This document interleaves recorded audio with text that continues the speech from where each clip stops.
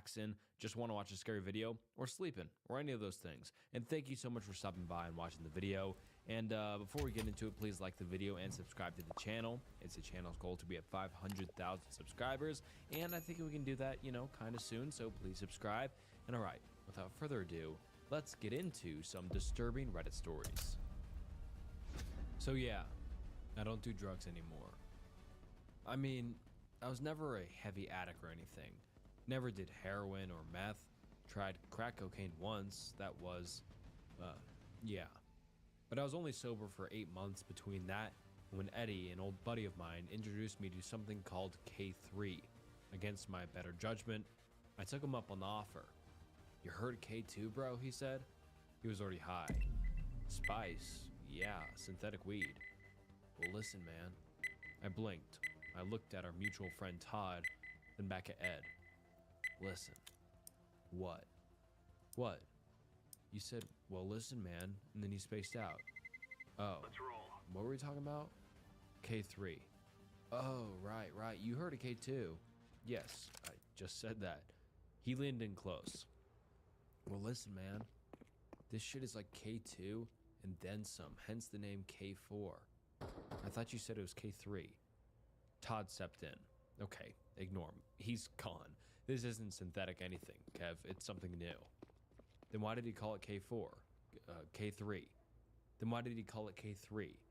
"He calls it that because the high remains him on being on spice or something, but this shit is like on another level. But it ain't a cannabinoid or nothing." I shifted in my seat. "Oh, okay. I'm not... I mean, you remember what happened last year, yeah?" Yeah, no, I got you. Listen, though, I've done this shit 4 times already. Haven't had one bad trip yet. First trip was just like high off my ass. Nothing made sense. Second trip, I was like an astronaut, bro. I think I saw what exists outside the universe. "Okay, what exists outside the universe?" I said I saw it, not that I remember it, but it was wild. I was warming up to the idea. "How long does the high last?" "Depends on the hit and the quality." He held up a small bag of pills. "And you know me, man. I only get the best." Muffin, his dog, growled from the other side of the room. "Muffin, hey, down girl." Is she okay?" "She's fine, dude," he said. "She's fine, dude," echoed Eddie. Then he started laughing. "Is he on this stuff now?" "Took it right before he got here. I wanted someone to be sober enough to explain it to you." "Thanks." "Thank yourself, person, you bitter snarch," Eddie said. Then he resumed laughing. "Thanks, Ed." Todd popped his pill in his mouth. I did the same. After a moment, he said, "How you feeling?" "Me? Fine." "How long does it take to kick in?" He smiled. "Should be feeling it momentarily, my dude." Muffin started growling again. Todd clapped. Once. "Muffin, shh, girl, come on." I looked at her. She was standing in her crate, baring teeth. The hair on her back stood on end. "I don't think she's okay, man." "She's fine. Ed, you good?" I looked. Eddie was face down in the cushions on the couch. He wasn't laughing anymore. He was shivering. I said, "Are we gonna get cold or something?" "I usually don't," Todd said. "Every hit's different, and every person's different. All I know is it's fucking fun." "Okay." Ed didn't look like he was having much fun. "He doesn't look like he's having much fun," I said. "Yeah, well, you know how your friends can be, sweetie," said my mom. "I know, Mom." "What?" I said, "I know, Mom." "I'm not your mother," said Pastor Lewis. "Oh," I said, "sorry." He leaned in from where Todd had been. He looked concerned, disappointed, had his elbows on his knees, his hands clasped between them. "Kevin, you know you shouldn't be doing this." "I know. Especially after what happened last year. What were you thinking?" "Thought I could handle it, I guess."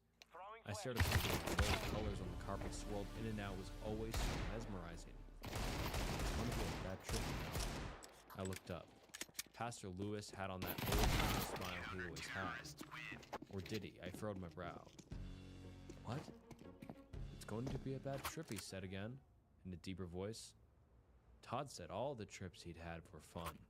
That doesn't mean it's impossible to have a bad one. "Oh. Pastor Lewis doesn't sound like that." "Man, who the fuck is Pastor Lewis?" said Pastor Lewis in Todd's voice. I blinked. Todd was sitting there, looking at me like I'd lost my mind.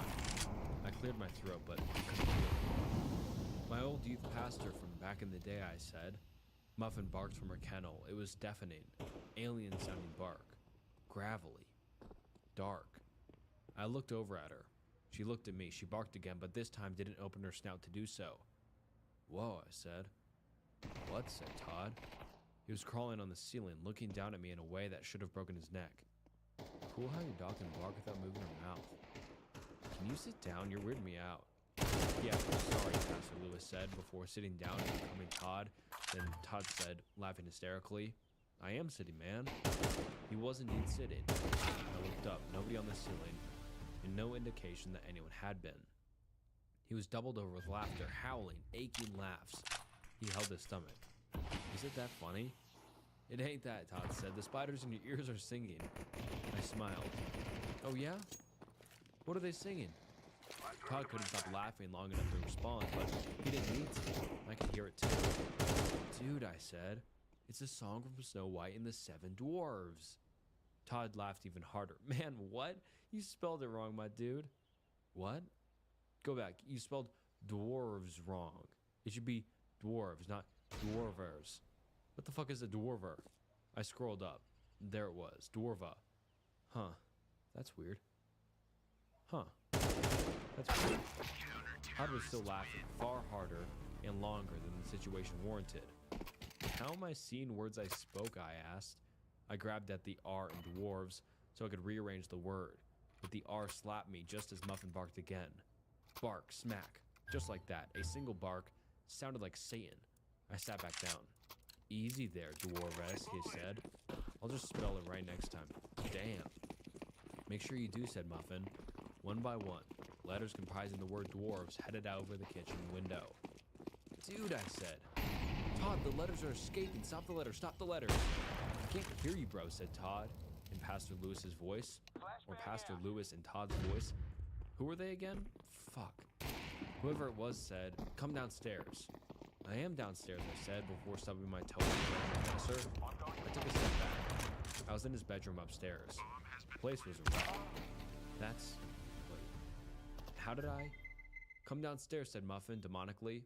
I couldn't see her, but somehow I just knew she was standing at the bottom of the stairs on two legs, with her head upside down. You know when you just know a dog will look like that? It was one of those times. That's okay, I said. I like it up here. I pulled one of his dresser drawers out, dumped out all of his underwear and condoms, and put it on my head for protection. No way you're getting me now, bitch. I sat down on his bed, but his bed was on the other end of the room. Ow, I said, sitting on his floor. Hurt my ass. Go downstairs, said Muffin. From so close behind me, she must have been inside my head. Get out of my head, I said. The power of the dresser drawer compels you. He was crawling on the ceiling, looking down at me in a way that should have broken his neck. Hey! He was crawling on the ceiling, looking down at me in a way that should have broken his neck. Stop it! He was crawling on the ceiling, looking down at me in a way that should have broken his neck. Stop repeating that sentence. What sentence? Said Todd. He was in his room, at least. I think he was. I don't know, man. I blinked again. He wasn't there. I could hear him laughing downstairs hysterically. Holy shit, I could hear myself saying. I sounded distant. Underwater. I am not in control right now. I started crawling towards the hallway, and he was crawling on the ceiling, looking down at me in a way that should have broken his neck. I shoved the sentence aside. The letters crashed into the wall and melted. I kept crawling, but now my hands were getting stuck in the quicksand. Shit, I said. Here we go. I made it to the door, but the dresser drawer on my head was too wide. I turned it the other way, the only possible solution to that problem, and went for the stairs. Downstairs, Eddie, up and about yet again, was approaching Muffin's kennel, bent over, walking unnaturally, wide-eyed, mouth open, out of his mind. Muffin was howling and barking hysterically, but also silently. That's weird, I said.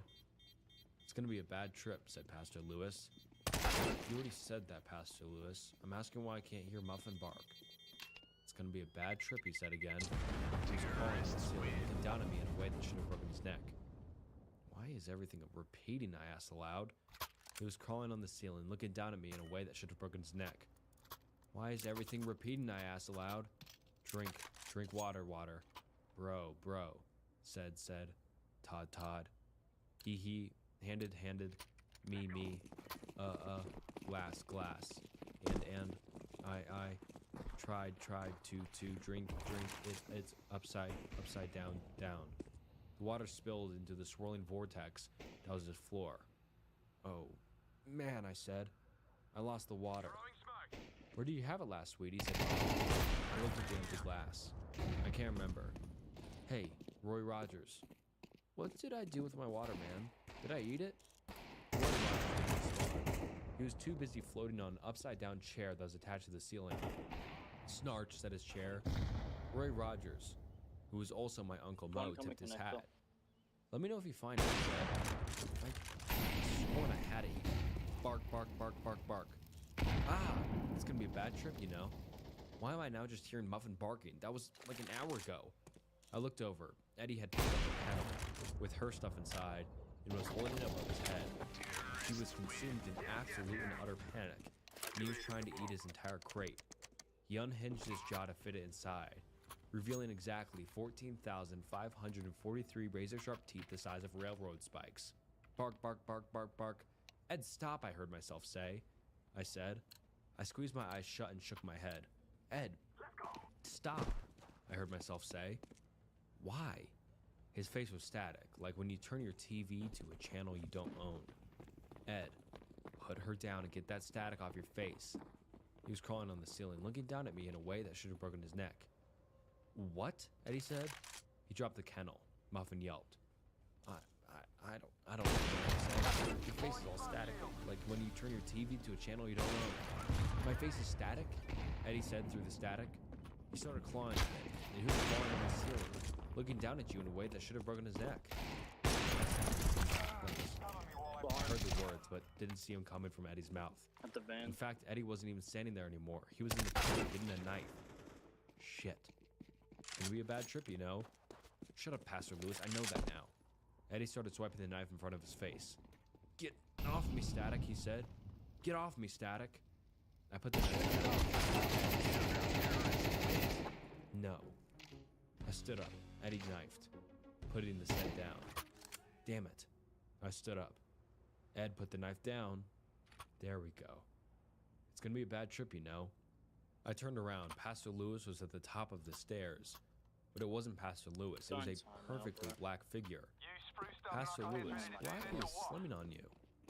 Come upstairs, said the figure. It didn't sound like Pastor Lewis anymore, but it did sound like static, almost as if the static had formed itself into words. I can't. I had to save my friend from the static knife. Come upstairs, said the figure. Come upstairs. Come upstairs. Come upstairs. Come upstairs. Come upstairs. Come stairs up, come. Stairs, ceilings. He was crawling on the ceiling, looking down at me in a way that should have broken his neck. Neck. Nark. Bark.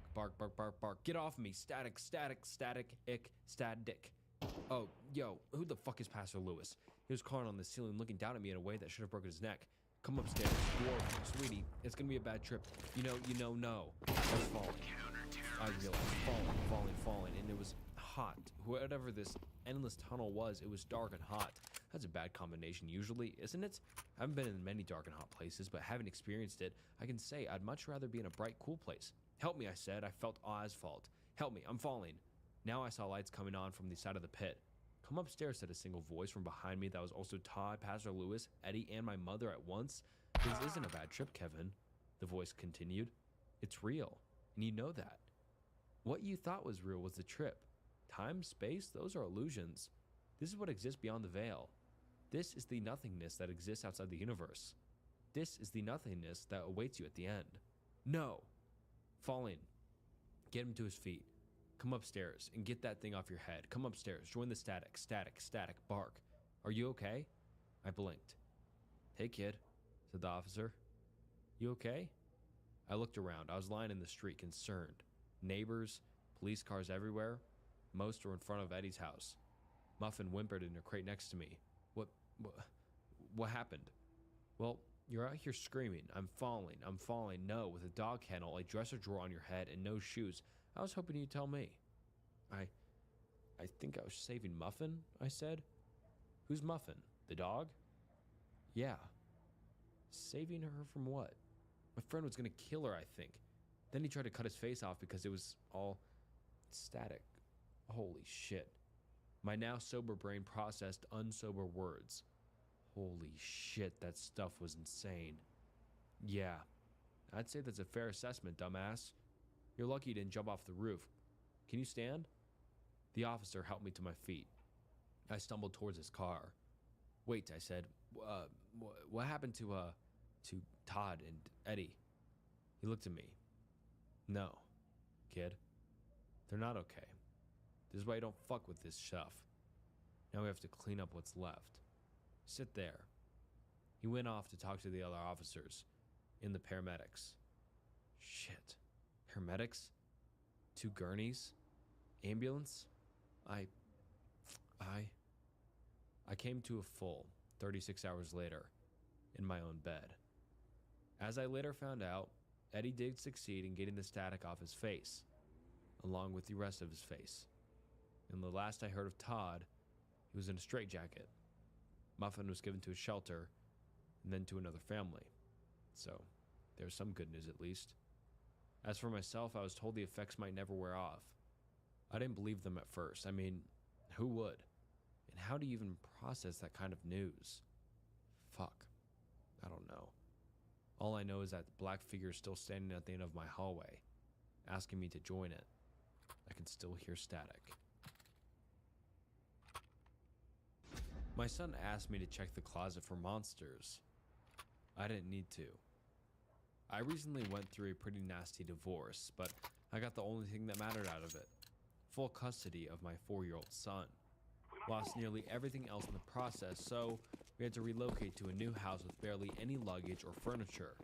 Truly a fresh new start. I heard him call for me during our first night at our new home. It was a little after midnight, I think. I went to check on him to see what was wrong and sat by his bedside.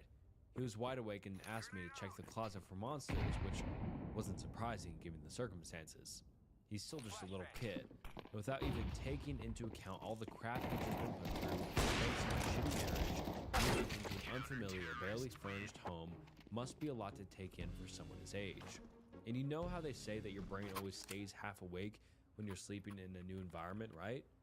That's all pretty much that went through my mind in a flash as soon as my son spoke. It was no big deal. It was all normal, I thought. But something else almost immediately clicked inside my brain. Before I even got to look at where my son had pointed to while he made his innocent request, something was wrong.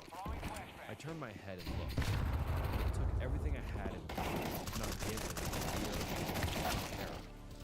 All for the sake of my son. When you become a parent, you have to protect your children no matter what. Always putting yourself in harm's way if necessary, and spare them any and all kinds of things that might hurt them. That's why I didn't freak out. I couldn't. Not when we had barely just started our new life. I had to protect him.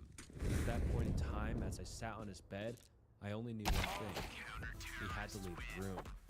We had to leave the house immediately. All right, champ. Of course I said, faking bravery. Then I made a request on my own as I lowered my voice and got closer to him. Hey, how about you step outside for a minute? If there's a monster in there, I'll have to kick its butt all over your room. He chuckled and said, okay. I made sure to put some extra emphasis on the word butt because it's something that always cracks him up when I say it. Fortunately, he got stuck on that and not the fact that I was indirectly admitting to the possibility of there actually being a monster. As soon as he left the room, my mind raced as it started to put together the best and most efficient route to take him out of the house while picking my car keys and phone on our way out. When I heard the closet doors slowly creaking open behind me, I knew it was time to go. I jumped out of bed, exited the room, and grabbed my son. We were out of the door and inside the car and moving in under a minute. I told him I couldn't sleep, so we were going out for some ice cream to celebrate. He was a little taken aback and asked, celebrate what? To which I replied, just us two together. I love you, buddy. It was by no means a lie, but I just wanted to make sure that he was alright. I wouldn't think of anything else as we literally fled our new home. As I mentioned earlier, the house was a new environment for the two of us. I've been there a couple of times before, cleaned it all up by myself and assembled what little furniture we had, so I knew for a fact what belonged where and what didn't. And I know his room didn't have a closet. Buying a weighted blanket from Amazon was the worst decision I've ever made. You've heard of them. They started as a tool to help calm autistic people with anxiety and insomnia. Over the past few years, they've grown into a popular household item, and with good reason. They're comforting. We'd pay just about anything for some comfort. Do you ever notice how that's most of what we spend our money on now? Us single guys? Why do we constantly crave to be comforted? My life wasn't particularly uncomfortable, not then. I'd finally gotten back track with reality after the disappearance of my wife and kids 2 years ago. I'd sold our little house in the suburbs, found a cheap apartment close to my job, attended all the therapy appointments the police and caseworkers recommended, and gone back to work. I still couldn't sleep for more than an hour or two a night, even with the medication they gave me. But that was okay. The worst of it was over. Shock and grief can only last so long. I got one anyway. Ordered the thing off Amazon, in queen size, like all my bedding, even though I slept with it. It arrived ridiculously late. I'm a Prime member, and I selected the free 2-day shipping, but it at least had gotten there, so I didn't send a complaint, despite the state it was in after its long journey. Not in the familiar smiley cardboard box, but in a shapeless lump haphazardly placed halfway on my front doorstep, halfway in the parking lot. It had been clumsily wrapped in brown paper and tied with a string, and possibly kicked the whole way here, from the look of it. It's like a quaint rustic thing, I announced, to nobody in particular, as I dragged it into my apartment. A present from Grandma back home, on the ranch. But even talking to myself couldn't convince me. It looked like a bomb, delivered straight off the set of an action movie. The package was beaten up, stained, and the rough jut string was frayed and nearly falling apart. It looked singed in several places too. It took me 2 hours, 3 gin and tonics, and a hearty microwave dinner to work up enough courage, or S word depression, to actually open the thing. The blanket was bundled into a fully folded cube, held together by another length of the same string that had bound the paper. I wasn't impressed with its packaging, but the blanket itself looked alright. Plush, quilted blue microfiber with thick seams, and felt like it was the right weight. It smelled normal. You know that clean but vaguely chemical-ish odor new blankets have? I checked the tag, wondering if I ought to clean it, but the ink was smeared and blurry. It seemed risky to throw it in the washing machine without knowing the correct setting to use, so I just threw it over my duvet and went about my business. At around midnight, I decided to give it a try. I had nothing left to lose. I spent hundreds of dollars on my bed over the past few months, the newest and best quality memory foam adjustable cooling mattress, 1,000-count Egyptian cotton sheets, customizable filling pillows, and none of it had brought me a single good night's sleep. Honestly, I expected the same to happen that night, but it was fun to pretend. I slid between the pillow sheets and pulled the blankets up over me. The new blanket was a bit lumpy, but I knew from reading reviews that this was normal due to shipping, and would smooth out over time. The weight was immediately noticeable, and to my surprise, I felt comforted. When I closed my eyes, I imagined my youngest two had crawled into bed with us, were laying on top of me, cracking giggles as they tried not to wake me up. An artfully folded section of the blanket at my back became the familiar bulk of my wife beside me. And when I opened my eyes again, it was 10 in the morning, and I was late for work. I've never been so thrilled to receive a write-up. The weird chemical smell didn't really fade, though, and gradually, it became more noticeable. By the end of the week, I could smell, or imagine I could, the strange, neutral odor on my skin, even after a shower. By the end of the month, it had become unbearable. I took it to a dry cleaner's, thinking that I'd been lazy because I was so enamored over my renewed relationship with sleep. I was ready for the elderly Korean woman behind the counter to judge me over the stink. I had my excuses rehearsed, work was crazy, I'd had it in my car and forgotten, and I'd had Indian food for lunch and forgotten the leftovers in my car over the weekend, which was amplified the smell. I didn't even have a chance to recite the story. He only waved a handheld metal detector over my blanket and said, "Filling wrong, can't clean. Try spray with Febreze. You can get it on Amazon." I couldn't imagine what about the filling could be wrong. and I told her so. Decon's a fucking Sure, awful, it was by still the a way. bit clumpy from shipping, but Jesus. Amazon had listed the filler as polypropylene, and all the reviews recommended dry cleaning. Metal, she explained, then shooed me out of the door with 20 pounds of smelly quilt in my arms.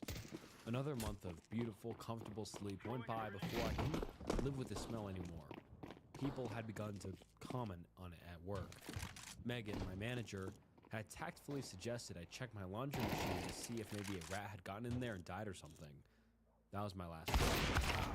I came home determined to get rid of the blanket and buy a new one, but you know what happens when you lose the entire world with no answers? You start to cling to things. You hoard them, because you can't lose the comfort they bring you.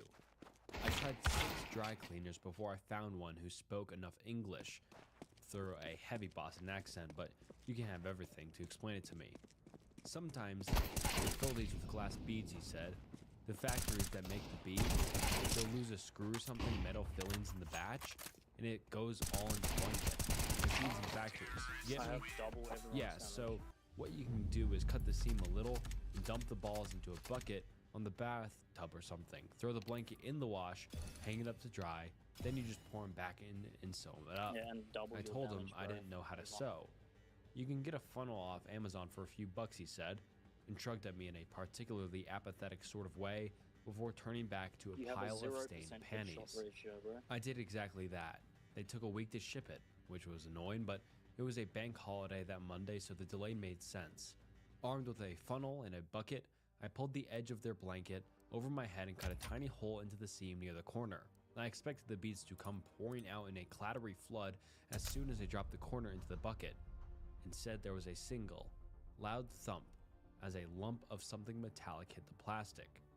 I peered into it and saw a gold circle, a wedding ring with a fingerprint carved into it, and an inscription on the inside that I couldn't see because a chunk of meat and bone were still inside it. But I knew what it said. It said, "To love's eternal glory." It was my fingerprint on the band. My mind went blank and I lost control of my legs, forcing me to sit heavily on the edge of my bed. The motion tugged the blanket over another few inches, and more of the filling came out. This wasn't a flood, it was more of a heave. Like the blanket was vomiting up pieces of crumbling dry flesh and bone. Like a cyst being squeezed, thick clumps of horribly recognizable stuff squirted out into the bucket. My oldest son's teeth clattered loudly against the sides, and I saw flashes of silvery fillings from the cavities caused by gum disease he'd inherited from his mom. There was a scrap of almost bleached white Hello Kitty Band-Aid wrapped around a tiny knuckle joint, and I remembered how my daughter had scraped her finger knocking loudly on my brother's splintered bedroom door, and how she'd smiled through her tears when she saw the special, fun Band-Aid her daddy had put over the scratch. I've been sleeping for 2 months beneath the heavy weight of 1,000 mummified pieces of my wife and children's bodies. The cops couldn't trace the package, even though they tried. Security cameras in my apartment complex showed an unmarked brown van with no license plate, which dumped the package directly from the window onto my front step. There was nothing to track. Amazon's lawyers provided evidence proving they'd packed and shipped the correct, boxed and labeled blanket. Let me be fair to them. I must say that they offered me a prompt refund, in-store credit. But I won't be buying anything off Amazon ever again. I've gotten rid of my Echo. That was the first thing I threw out, along with all my new bedding, and I canceled my Prime membership, just for good measure. I threw out my smartphone and smartwatch as well. Amazon and smart technology are convenient, and that's great. But it's not worth the risk if things like this can happen. It's the only possible explanation. After all, how else could they have found the bodies? How I became a god. I wasn't smart when I was born. In fact, I was a cripple and a simpleton. I couldn't walk, so I dragged myself around the forest floor, never straying from my mother's presence. I felt at the time she never cared much for my siblings and I, mostly letting us fend for ourselves. But I realized now she kept a careful eye on us. She was cold, distant, and dumb like me. but she knew how to watch for large animals and other potential threats as my brothers, sisters, and I slowly figured out how to feed ourselves. It seems cruel in retrospect, and many of my siblings died young. Life was hard, crawling in the dirt on the forest floor, treating anything remotely edible as a banquet to be cherished.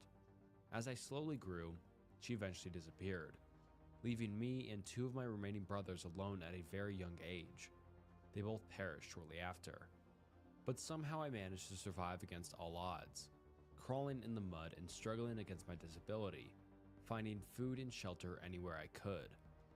I slowly learned how to use my disabilities to my advantage, setting ambushes and traps for small game, but I was still fundamentally an idiot, and no matter how clever I thought I was back then, failure was common, and life continued to be difficult. Surviving in the jungle while mentally disabled and handicapped was mostly a factor of sheer luck. Though at the time I thought myself to be quite adept, I never stayed in one place for long, and I moved very slowly but carefully. My diet consisted of anything I could find laying around which was edible, mostly small animals I could catch, but I could go hungry for very long periods of time. Eventually, I stumbled on a small stream with an even smaller cave nearby. I made it my home for a while. It wasn't much, but it was well hidden and provided some sense of security. I would drag myself out to the stream and bask in the warm tropical sun at times, take naps under trees, and eat as often as I could manage. Those were my simple pleasures in life back then. Predators were always a threat, and being crippled, running was not an option, so I learned to hide. I learned to read my environment. I learned when to be loud and when to be quiet. And against all odds, I somehow survived. Once again, in retrospect, I mistook luck for cleverness. And that would have been my entire life, up until I starved or finally ran out of luck. And that is where my story really begins, where it should have ended. I was crawling along the forest floor searching for something, anything to eat. It had been many days, and I had a furious hunger. All I knew how to do was hobble around, crawling and dragging myself through the jungle, looking for scraps or small animals I could ambush on the ground. I just pulled myself through a small bush when I saw it. The jaguar was low to the ground, in a pouncing position. On any other day, I might have become its meal then and there, but it was focused on something else. I remained absolutely still, barely even breathing, hoping to not draw its attention. It crouched down even further, clearly preparing to strike. Its eyes focused like only a hunter's can be. I dared a quick glance at its target, and what I saw was the most unusual bird, giant and dangerous in its own right, bright and colorful, and nearly the size of the jaguar itself.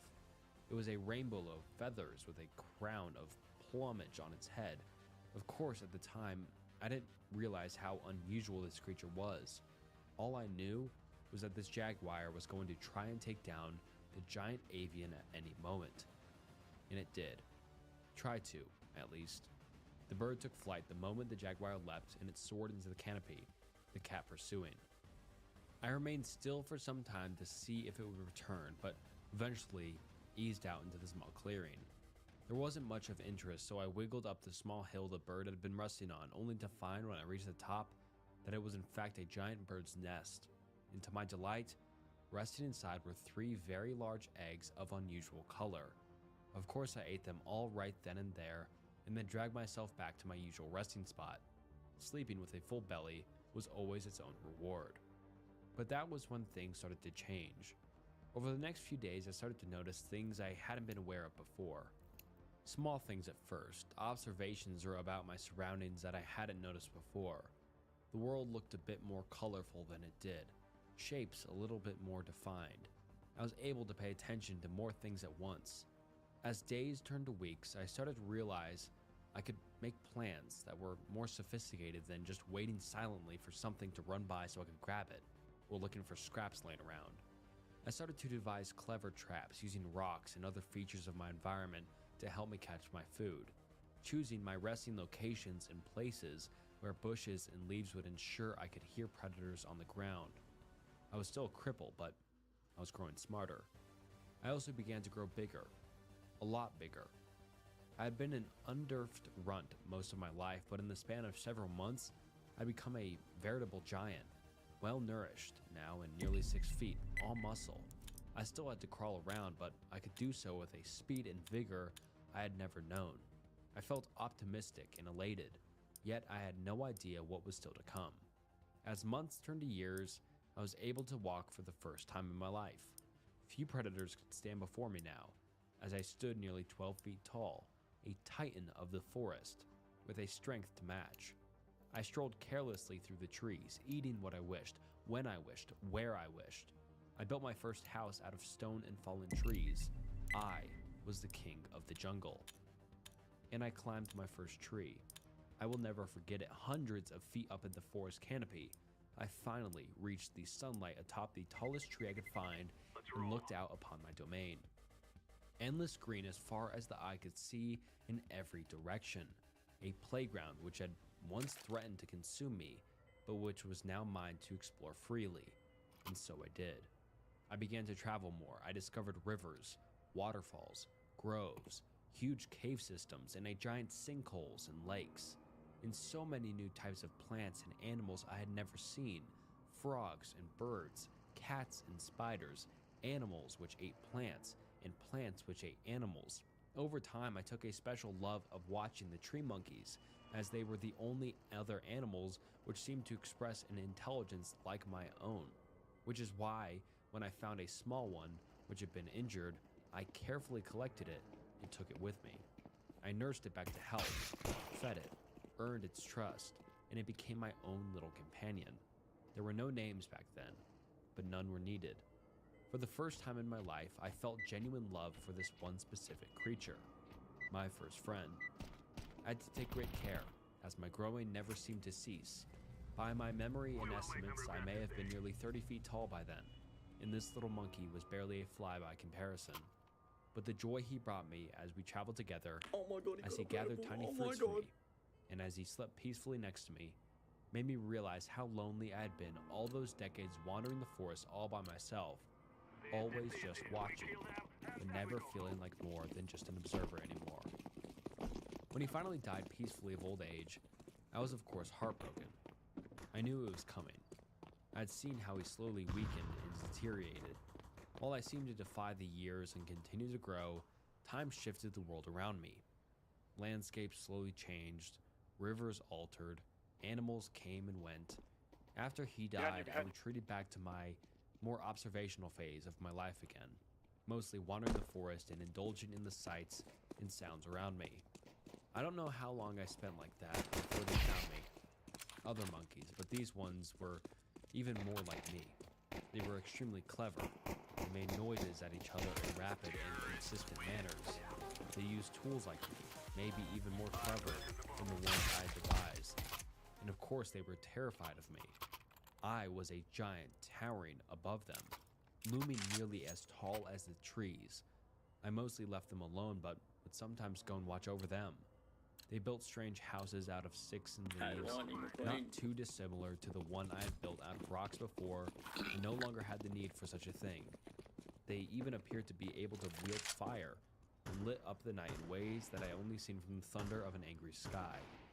As time went on, more and more of them would come and visit me, and I slowly gained their trust. Even if caution and fear never fully passed. I learned over time what their noises meant, and after some effort on my part, we were able to communicate quite well. They would often come to me and ask questions about the area, good hunting grounds, water sources, places to make a new village. After all, I'd been almost everywhere. One day, some of them started leaving strange carvings where I slept. I asked one of them about the artifacts, a youngling who had come to ask for my help removing a mighty tree which threatened to fall on his hut. He told me that they were left as offerings so that I might bless them with good fortune. He told me how their lives are hard and short, and then told me that a god such as myself could surely make their lives better. That was the first time I had encountered the concept of a god. I had taken a liking to these little ones, so I had already been aiding them with my knowledge whenever they would ask for it, but he was right. I could do more. Much more. I remember the look of terror on many of the little people's faces towered over the village. Perhaps they were expecting some wrath for a perceived slight. I can't know, but I quickly made it clear I was there to help by removing the offending tree and setting it out of harm's way. Our relationship expanded quickly over the next few years, and they devised great and clever projects which took advantage of my size and relative strength. In those years, we accomplished in days what would have taken them decades on their own, were it even possible at all. We even replaced the village huts with more durable collective structure, stone stacked so tall that they dwarfed the trees around them. The giant pile of boulders was carefully stacked to create living space to spare, a crude pyramid of sorts. I would later come to realize. Things went well for a while, and I took a very active role in the lives of my new friends. It reminded me of my old monkey friend from so long ago. Share my thoughts and feelings. It was an exhilarating time for me, and we accomplished much. We dug trenches to allow water to reach areas where they could cultivate crops. We studied the stars together and speculated on the mysteries of the forest and the world. I watched friends be born, age, die, only for new friends to appear. After many, many years though, the number of friends grew, and grew, and grew. Eventually, there were so many that they began to fight each other over what seemed to be the infinite bounty of the forest. Their noises changed, and I could no longer understand all of them anymore, only the ones I remained near. They began to ask me for help or blessings, hunting other people, fighting other villages. I always refused. The tipping point came when the village I attended attempted to sacrifice a young girl in my name in order to gain my support in an upcoming raid. I tried to tolerate them and understand them, but their pettiness had boiled over and I was exacerbated. There were too many people, too many villages, too many conflicts, too much sadness. It felt like I was crawling through the mud again, a dumb cripple, unsure what to do or where to go, and with little means to accomplish anything. I realized the moment they placed that little girl on the altar that I had forgotten what it meant to be helpless. So I accepted their sacrifice. I took the girl, and I left that village and never returned. I went as far as I could away from that place, and I did my best to take care of that little girl. She was small and frightened at first, but grew to trust me over time. We traveled south until we reached a great cliff with a waterfall, far away from the little people. I built her a little house of stones at the top of the cliff, right next to the waterfall, with a spectacular view of the forest below. I didn't even think to ask her name until she took the initiative to tell me, much later. Names have no meaning in the forest, but I discovered it was Samsonite, an old and beautiful name I will never forget.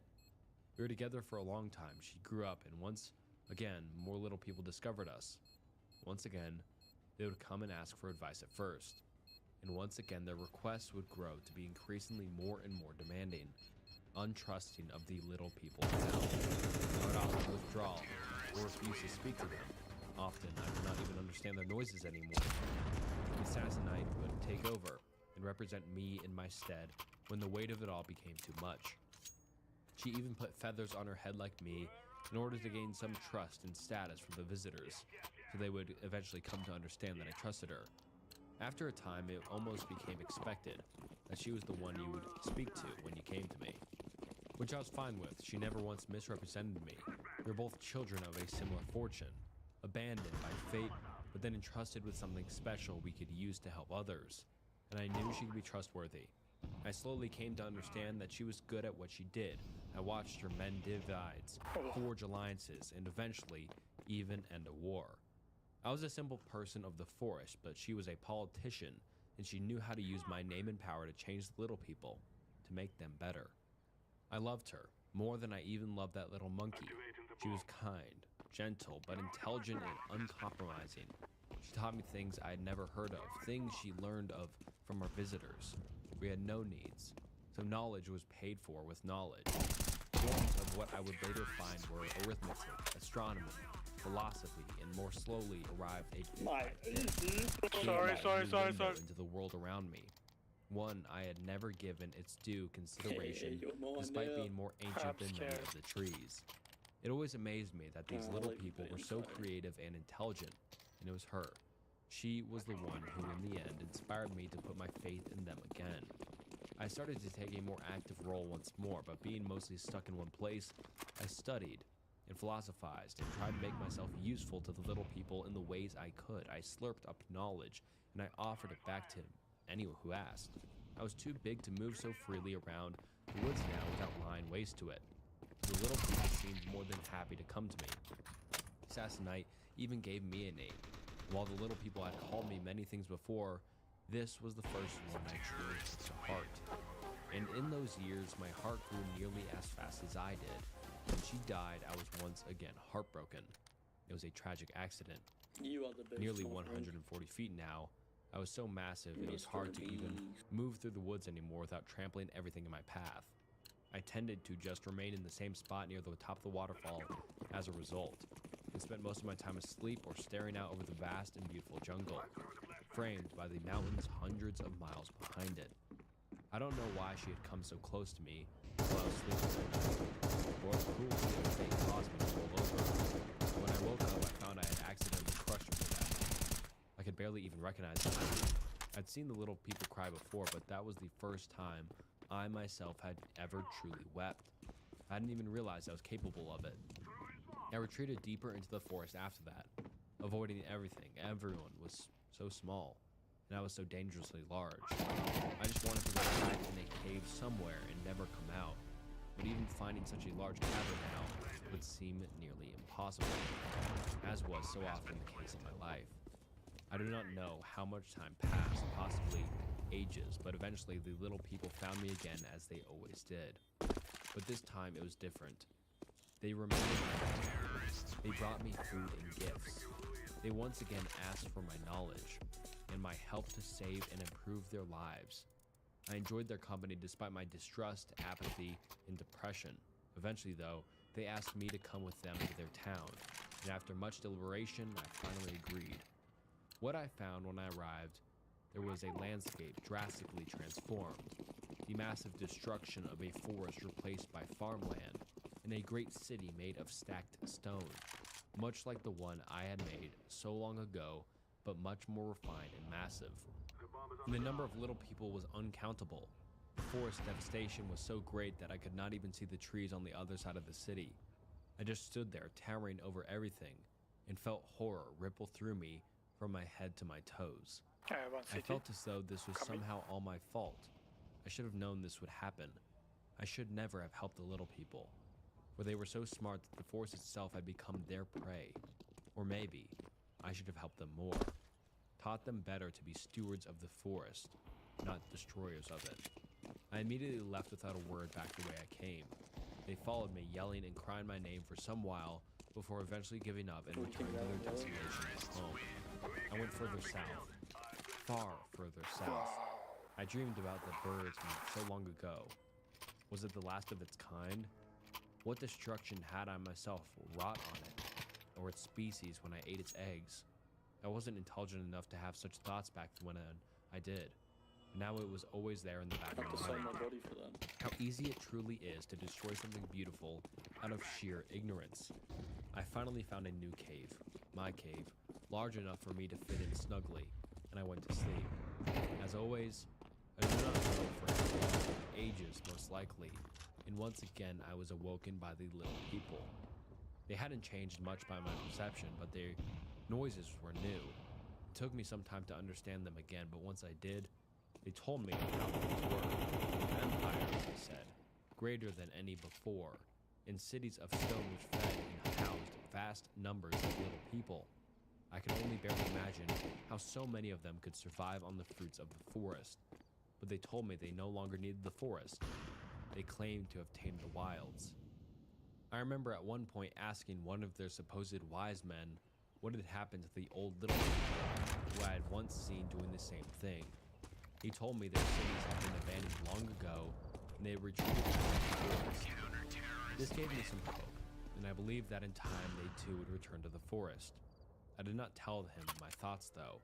I simply sent him away.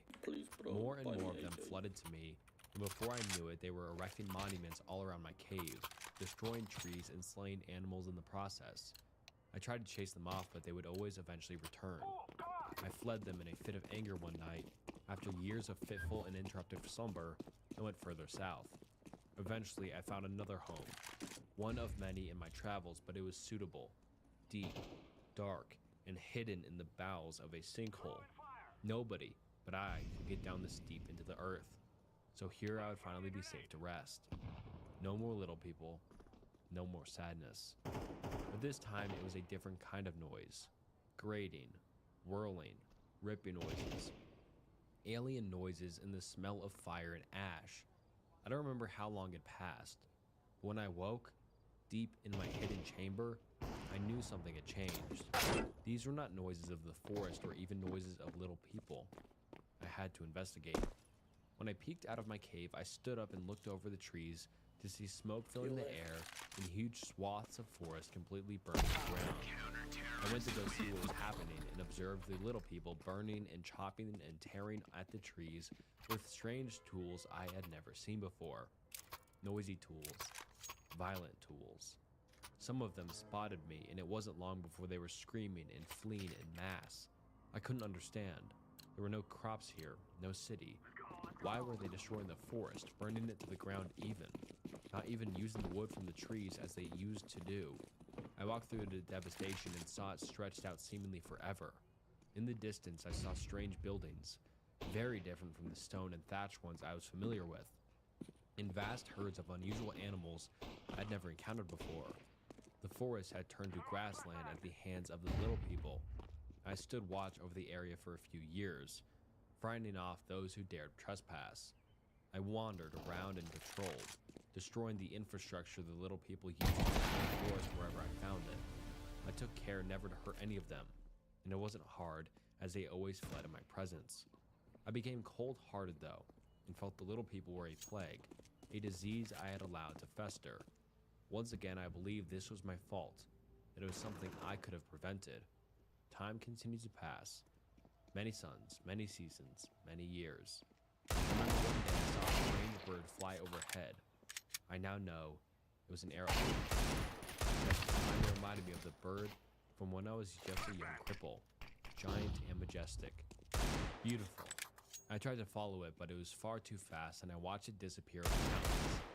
I remember wondering what new lands the bird would discover over there, maybe ones without little people. No matter how much I tried, though, I couldn't stop the destruction. Always small groups, simple tools, and a lot of fire. I could not be everywhere at once. I felt despair. Time passed, but an old man found me one day and told me something new and unusual noises. At first I ignored him, but he persisted and slept nearby every night, refusing to leave. He would come every day and make the same noises at me. He seemed harmless, and I felt lonely.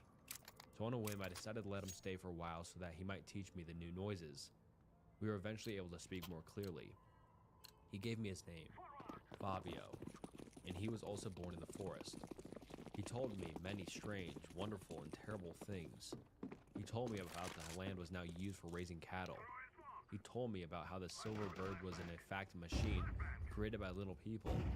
He told me what he knew about science and about history, about society. That there were entire nations of little people all over the world. That the little people had conquered it all. He was like me, for he seemed saddened by it. He said there was nobody left who understood the old ways, living in the garden and only taking what you require. He told me few people believed in me anymore, that I was just a scary story told to frighten frontiersmen children, Help me, please. or just a mythology told in school. That those who claimed to have seen me were met with this belief. And he said he had seen me as a child, run off his parents at the edge of the forest, and that he had spent his whole life searching for me since then. The little people were always full of surprises. I took him in, and his welcome company and knowledge warmed me as I continued to hide in my cave. He taught me to play chess. He told wonderful stories and even brought me books. I'd seen the scratchings in stone from long ago in their meanings, but these were far more sophisticated. I learned to read, and I lusted after the knowledge. He would go out once every few months and bring back more books, photographs, and at one point even a motion picture for me. which I devoured greedily. Years passed almost in an instant, and I barely ever left the cave. Eventually, he told me I would need to face my fears and do something about the encroaching little people who grew closer every day. But I knew he could see my wounded spirit, and he was kind and let me rest, never pressing me. He knew the little people had broken my heart, but what it broken can break again. And when he finally passed away a few years ago, I found myself alone once more. Timeless, not like a tree, but like the very stone I dwelled in. I knew everything around me was ephemeral. It was all going to change and die anyway, so what did it matter what I did? And so I slept. I don't know how long. It might have been ages. Eventually, I was awoken again by the little people's noises. Well, in this case, you specifically, of course. I remember thinking at the time that I was half tempted to snatch you all up and carry you to the edge of the forest and tell you never to return. But I observed you from a distance without intervening to see what you did. My trust of the little people was low enough by now that I was prepared to even squash you if you stepped afoul. To my surprise, you all were nothing but respectful of your surroundings. After several weeks of observing you, I saw you rescue animals, study the plants, record information. I saw you exploring and appreciating the wonder of the forest, just like you little people of old, just like I did. I realized you were the scientist and the old man had told me about. They are here to learn, not to destroy. And that was when I decided to make myself known. I knew you were terrified, but I was used to that at this point. And I still remember the look on your faces when I first presented. When I managed to convince you I was harmless, your innate scientific curiosity took over. I can understand. The same curiosity which drives me. I believe you are like the other little people I once knew. Kind, loving, and well-intentioned. And that is why I trust you with my story. I hope you are able to share it and help me. While I was once called a god, I'm just as helpless as a baby snake crawling. Can I get M4? Crippled in the mud on the forest floor. I turned off the recorder at that point and looked up at the towering feathered serpent, unfathomably large. I told him that was the last thing I needed, and that I would return to see him again as soon as I could. He nodded in understanding, but watched with a sorrow in his eyes as he slowly made our way into the woods, leaving the cave we had been exploring for weeks behind. My colleagues and I had expected to discover an immense undiscovered network with possibly uncatalogued species. We had not expected to discover this particular uncatalogued species. As I write this log of his recording, we're setting up camp less than a day from the airstrip where we will be picked up. I don't know if anyone will believe me, or if they will think I photoshopped our pictures, but the rest of the team agrees we need to tread lightly, lest we bring him unwanted attention. But I have to do something. I still remember the first words he spoke to me.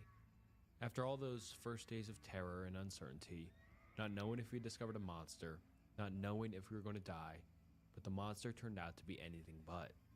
I will never forget what he said, the first time he spoke to us.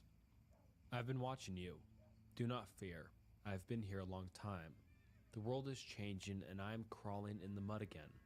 I was once a little forest snake, but I was given the name Quetzalcoatl long ago by someone I loved very much.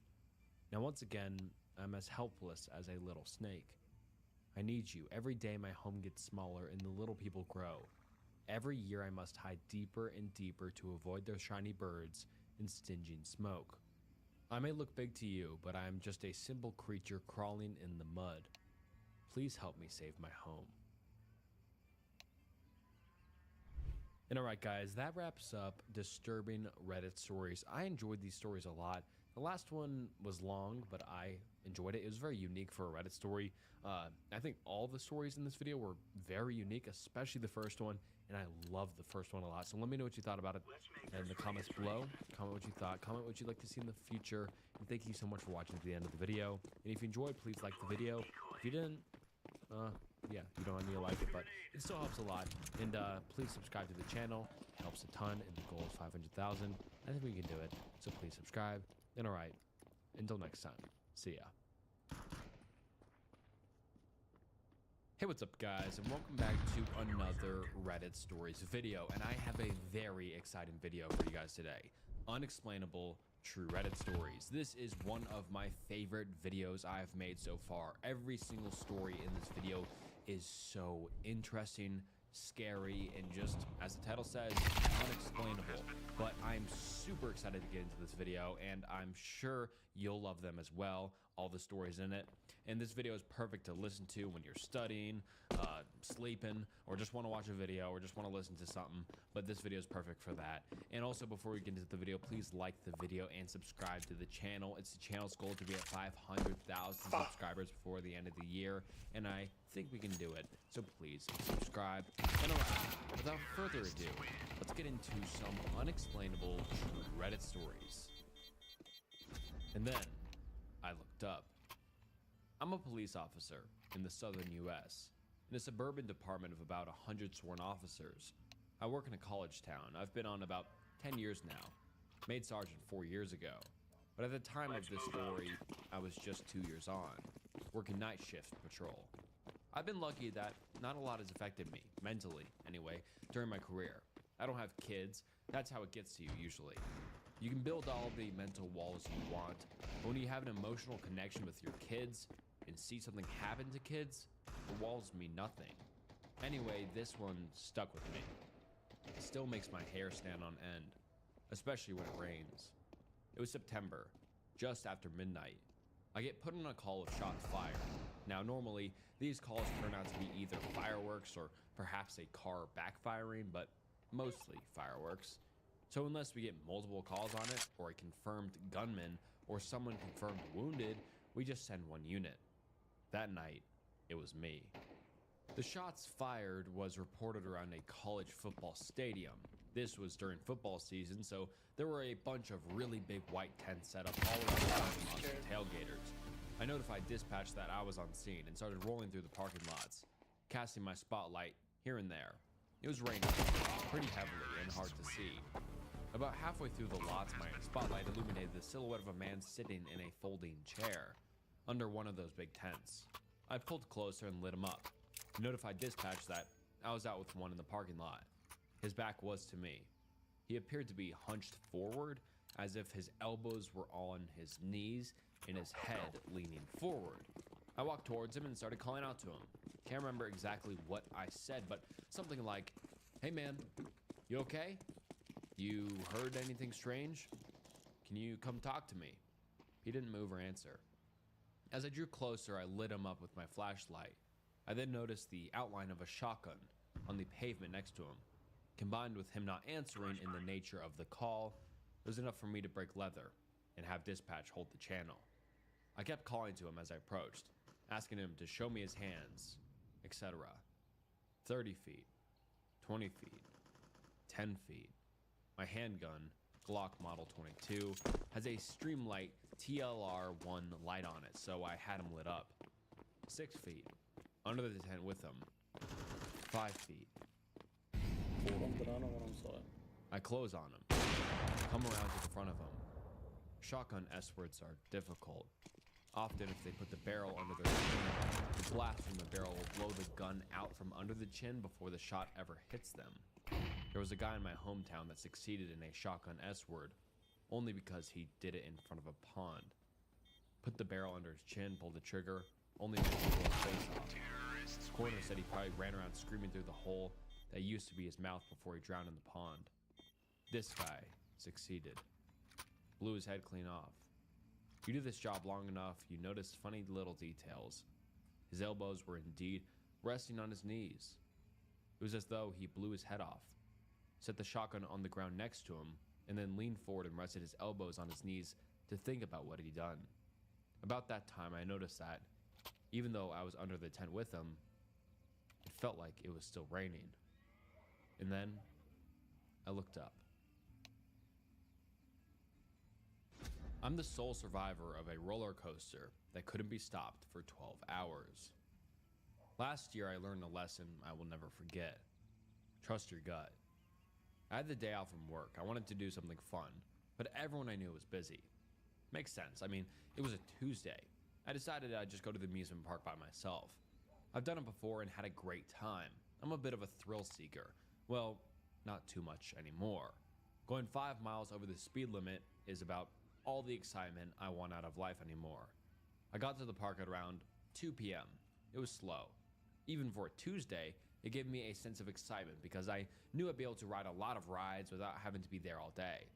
At the same time, it gave me a weird, uncanny feeling. All this space and not enough people to fill it up. I ignored the feeling and moved on. I don't know about you, but whenever I go to an amusement park, I like to work my way up to the really crazy rides. I'll just start small and finish off the day with my favorite. My favorite just happened to be called the Grim Reaper. It feels a little too on the nose, doesn't it? It was 7:30 p.m. and the park closed at 8:30. I knew it was time to get in line for my final ride. I also made a new friend while there. We met standing in line at one of my first rides of the day. We decided after chatting the whole time in line that we'd hang out for the rest of the day. His name was Charlie. We agreed on every ride that day, except for the last. He wanted to end the night on the Mind Bender, but after some convincing, aka the Mind Bender's line was way shorter while passing by, we decided to do the Grim Reaper last. We got in line for the Grim Reaper, and there was hardly anyone in line. It made sense, given that it was almost closing time. Do you think they will let us ride multiple times if the line stays down? Charlie said with his hands clasped excitedly in front of him. I just smiled at him and chuckled. Normally, I would have been excited too, but something in my gut felt so off. For some reason, I didn't want to go out on one of the rides. Maybe it was the 5 corn dogs I ate a couple hours earlier. I figured. I'm a very rational person. I wasn't the kind of person to let anxiety or worry rule over me. I always thought life was just what you made of it. When we got in line, there were about 60 people today. The people in front of us did their ride, and 30 of us were left in line. People started looking at the time and saying they were tired and just getting out of line. By the time it was our turn, only 19 people were in line. I knew the ride well enough to remember that it held 20 people, so if no one else got in line, they really might let us go multiple times. I really didn't want that though. Honestly, I felt even more compelled to get out of line after all those others did too. I didn't want to seem lame to my new friend if I wanted to get off the coaster after one ride. The time came for us to get on the ride. My heart was pounding faster than it ever had.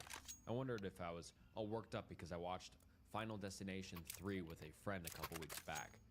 But I wasn't having visions of the terrible fate we would all face. I was just feeling off. I did everything in my power to get it to all make sense and not to worry, but nothing worked. I seriously considered just telling Charlie I didn't feel great after the last ride, but I finally found someone with my taste in roller coasters. I didn't want to let him down. We were towards the back of the line, so we didn't have much to say in where we sat. We ended up in the third car from the front. I was just happy we weren't in the front car. As you get on the Grim Reaper, it plays a cheesy little jingle. Nowhere to run, nowhere to hide. The Grim Reaper will find you dead or alive. With music in the background that always sounded so dumb in the past. I couldn't believe it was getting to me. Charlie even hummed along to it while grabbing my arm with happiness. We got in our seats, and an employee came by and pulled down the metal bar restraint to secure us in our seats. It was the kind that strapped you individually over your shoulders. I'm on the chubbier side, but I can always fit into coaster seats. I've never been told I couldn't go on a ride. I'm just sometimes a little snug. It's actually kind of nice because I kind of feel secure. As we got strapped in, I felt the plastic-coated metal hit my shoulders and chest. It should have given me a sense of comfort and safety, but I just felt trapped. The employee walked to the station as the infamous big button that starts the ride. He flashed all the thumbs up and yelled, "Ready for the Reaper?" Everyone raised their hands and let out an excited scream. Except for me. I let out a large sigh, counting down the seconds, trying to imagine Charlie and I, once we were off the ride, and how happy we would be. The employee hit the button, and we were off. The coaster shot out of the loading station like we were a bullet being shot out of a gun. After that, it started on a relatively slow ascent up to a point to a drop off a 60 degrees. A couple of twists and turns, a big loop, and some more twists and turns. About halfway through the ride, I was enjoying myself. I was just thinking about how the hard part was done, and I was safe. Just a little anxiety was all. We were rounding out our last bend when a sense of relief came over me. I could see the end of the ride. I was almost done, but the ride didn't start to slow down. Normally, the coaster started to slowly come to a full stop several hundred feet from the end, but it was still going. As we passed by the loading area, I saw the operators look confused as we raced by. I noticed no one else was waiting in line. Someone screamed, "One more time," and everyone on board gave an excited response. Everyone except me. Charlie looked over at me and grabbed my wrist. Yes, I knew they would let us keep going. This is awesome. He let out an excited yelp as we reached the climb to the drop. He was beaming with joy the whole rest of the lap. We passed by our loading area once again, but this time, the coaster operator had a couple other people staying with him. The operator who strapped us looked red and worried. As we were whipped by the employees for our third ride of the day, the other riders were divided. Some were still excited, screaming, "Let's go one more time," or "Best day ever, yeah." Some people started to sound scared. Not everyone noticed the employees looking frazzled. I can promise you one thing. I noticed. We started going up the incline again. This was the slowest part of the ride, at around 10 miles an hour and slowing down a little as it reached its peak. This gave us the opportunities to take a breath or try to talk, although it was only for a total of about 20 seconds. Are we stuck? I said nervously to Charlie. I'm sure we're fine. There's just a malfunction with the electrical system not activating, brakes or something. There's always a manual shutoff. It was cut off and we went down the steep hill. We passed by yet again, this time with more people looking worried and someone standing close to where the coaster would go by. He tried to yell at us as we went by, but we couldn't really understand him. Maybe something about them working on getting us off. This time, as we zoomed by, everyone was scared and starting to panic. I guess it didn't sink in for some people what was happening until right now. We went around a fifth time and everything remained the same. On the sixth time, we were at the peak and saw a fire truck coming into the parking lot. From the top of the incline, we had a perfect view of the parking lot, along with the side of a highway a little further out. It took 2 more loops around the track by the time the fire department got to us. Not just them, but police officers and ambulances. It started to scare me. Why did they get ambulances? It is just protocol, or is there more to this? Someone came in a few minutes later with a big whiteboard they used to write messages to us. The ride was too loud when passing by them to hear anything, so this was their only way to talk to us. It must have been the 12th or 13th time around when the whiteboard read, "Trying to free you at peak." I knew they couldn't write a novel for us because you could only read so much while going by so fast, but come on, people, what is that supposed to mean? I think they just wanted to tell us that they were working on a way to get us down, but it didn't matter. We've been on this ride for nearly 30 minutes and we felt sick and our bodies hurt like crazy. A couple loops after that, we saw a fire truck trying to get underneath where the top of the ascent was.